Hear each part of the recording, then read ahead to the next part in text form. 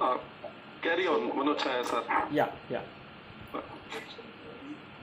So very soon after establishing this platform that was known as Coursera, which is still one of the biggest platforms for online MOOCs, they left their job at the university and they committed their time to this platform and having more and more courses online.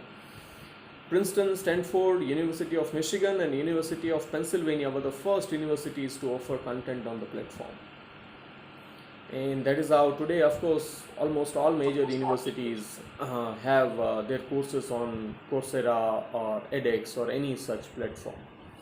In the same year, scientists from MIT and Harvard, Gary Sussman, Anand Agarwal, Chris Thurman, and Piotr Mitros taught the first edX course on circuits and electronics from MIT. And this course drew 1,55,000 students from 162 countries. And then in 2012, we really see massive registrations, which has now crossed millions, of course. So then there is this Open edX version 2.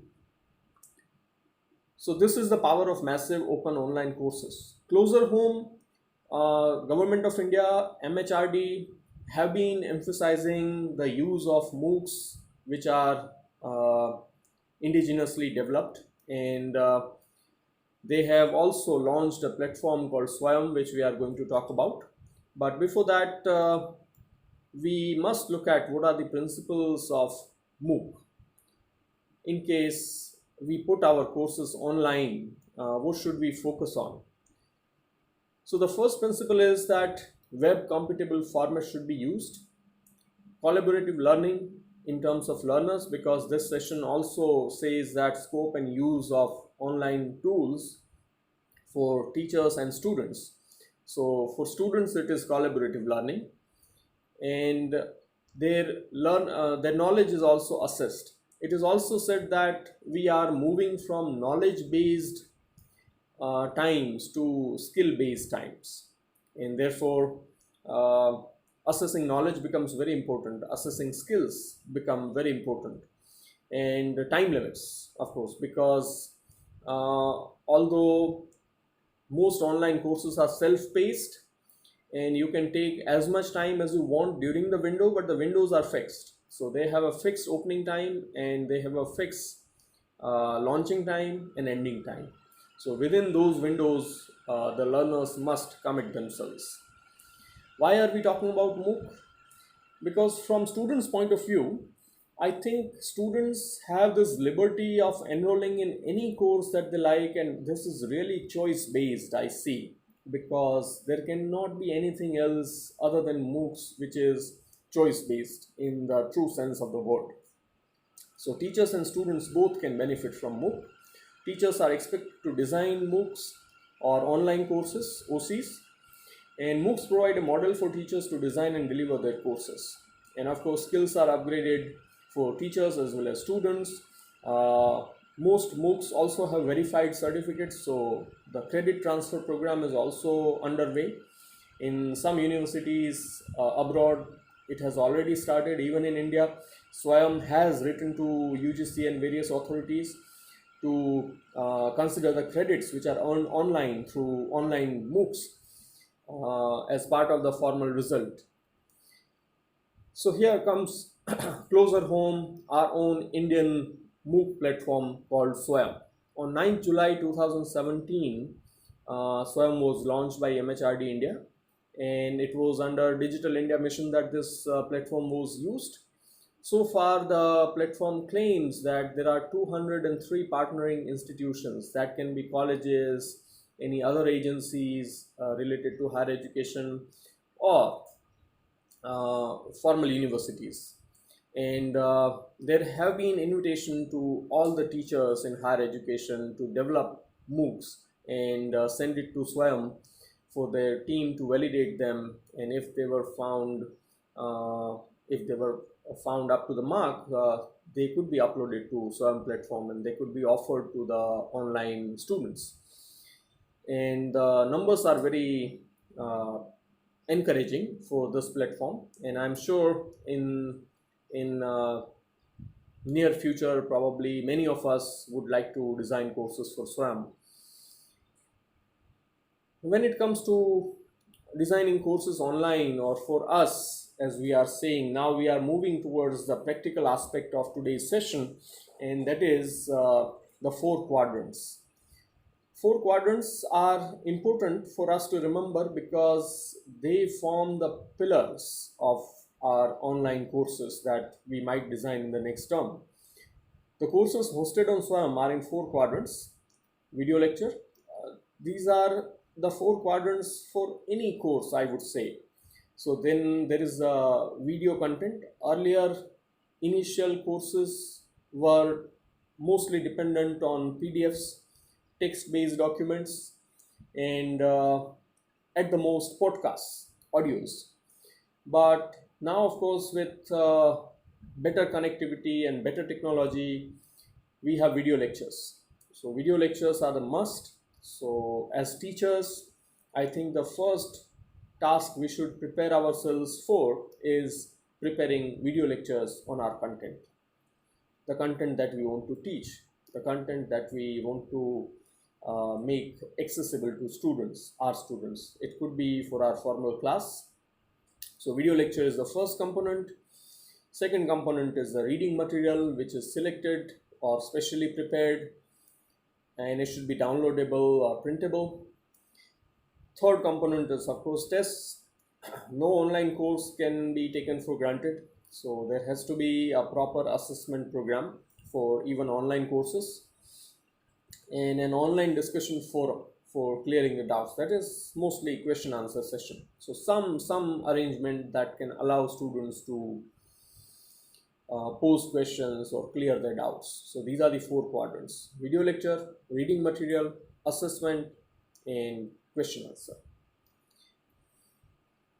Now, when it comes to digital tools, that is the subject for today, what all tools are we going to include? Number one, tools for online classroom, tools for lesson planning, tools for lecture capture, tools for podcast, tools for assessment, and tools for casting. Casting means to broadcast. It could be webcast, it could be live cast, it could be anything that we choose. There are lesson planning tools online, but maybe we can just take a note of their names, because I'm sure we all are doing lesson planning anyway. And if we are not doing, we at least know how to do it. But there are these ready-made tools that could be used online. These are mostly the formats where we can fill our data and the lesson plan might be ready. But there are many of such tools, so we must choose and try which tool suits us best. So there is a tool called Plan Book Education, there is a tool called Common Curriculum, there is a tool called Socrative Teacher, Better Lesson, Blend Space by TCAS, Core Learning Exchange, Copia Class, and We Learn Edit, Bright Loop, and Docent Edu. So all these tools will help us design our lessons, because when we want to deliver it online, lesson planning becomes very important. Without proper planning, our lesson might not deliver what we wanted them to deliver, and therefore lesson planning becomes important. So in our day-to-day classes, we might be planning ad hoc, but here we must plan a little extra. So these are the tools that can help us there. Second tool, it is actually a technology, but for us it can be a tool, is a learning management software. Now this term might be new for many of us. Many of us might have heard about LMS. It's a simple concept, learning management system. And the history of this LMS is really interesting, because in 1995, platform called WebCT came into existence, and first learning management systems were started. This web city later came to be known as Blackboard, one of the pioneer LMS softwares. And what do they do? LMSs. LMSs provide an online teaching environment where content can be loaded and organized. So basically, it's a software. It's a software for better organizing learning and teaching. It's a virtual platform. Learning management software is a virtual platform. And it provides a space for learning objectives, student activities, assignment questions, and discussion forums. And before the lecture capture systems arrived in 2008, usually such platforms were limited to, as I said, text-based material and audios at the most. But with lecture capture systems, which also we are going to look at as a tool, more and more LMS have scope for videos, and videos, as we could see in 4 quadrants, become the first quadrant. So lecture capture system, what is it? Now see, in the setup that most of us work, usually an average higher education institute setup, lecture capture system is quite a sophisticated technology. There are 2 types of lecture capture systems. One is hardware based, which includes a module for synthesizing audio and visuals and saving it for later use. And in recent years, lately, there are software based technologies. So I think we will be more comfortable with software based technology. And the best part that I want to share today is that not relying on a formal lecture capture system, which of course the organizational setup can go for and they should go for. Till the time we get that, we should have our own lecture capture system. Now the question obviously many of us would have is how to have a personal lecture capture system. So maybe all that we need is a kind of mobile device or a laptop or a PC which can be used to collect sound and visual of our lectures that we deliver online to the screen and to the virtual learners. So even if you have a mobile phone, you can use it as a lecture capture system. And the video that is prepared will be your online lecture, which you can upload as the first quadrant in online module that you might design. What are the there are certain characteristics of LMS. So among the characteristics of LMS, learning management system, there are many extensions possible, but the basic characteristics are: number 1, it should be able to make accessible the video or learning material to the learners. This is the most important characteristic of a learning management system. And this should be done, this is where LMS comes into picture. This should be done at ease, in a very user-friendly manner. Compared to any other platform, LMS is different in that it has an ease of access for learners. Number 2, it should be able to save and archive all the resources that are shared, all the courses that a student has taken. Number 3, it should have inbuilt arrangement for assessment, that is, integrated testing platform should be a part of LMS. Number 4, the grade sheets could be also conveyed through LMS. Number 5, typically LMSs are integrated with the websites of an education institute. Let's say, for example, recently Google has come up with something called Google Suite, G Suite. This G Suite is a kind of integrated platform with one's domain in the G Enterprise, Google Enterprise. Number 6, the 6 characteristics of LMS is that it should have a scope for expansion. If the number of courses rise or number of enrollments rise, or if there are new additions, or if there are like new payment options, many of the LMSs also have an inbuilt payment option for paid courses. So even fees can be paid as part of LMS, and the students will be able to see their receipts online. So if in-app purchases, as we know it, so in-platform purchases is also part of LMS. So there are many other non-salient characteristics, but these are the salient characteristics of LMS.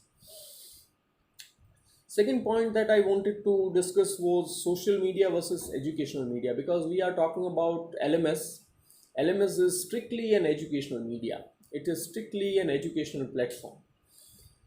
Of course, before educational platforms and before we heard of LMSs, we all have been using WhatsApp groups, Facebook groups, chat groups, and whatnot, social media as we know it.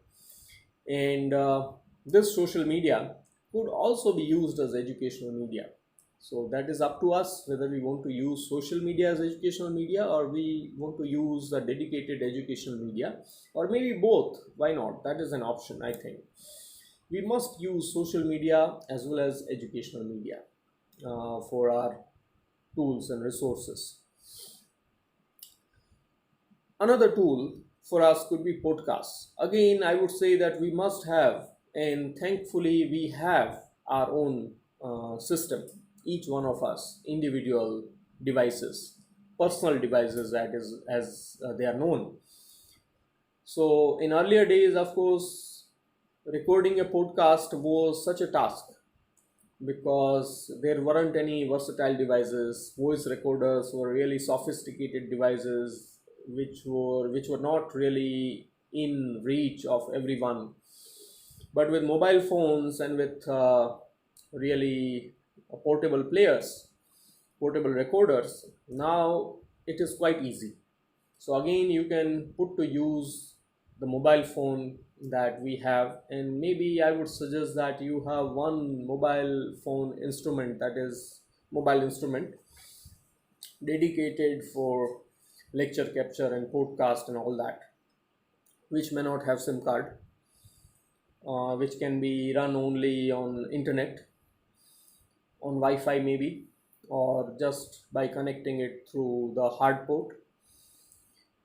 So all mobile devices usually have this inbuilt software called sound recorder or voice recorder or audio recorder. But in case you do not have it, you can always download free tools for voice recording. I'm not talking about phone recording, call recording. Call recorders are different. Please don't confuse the two.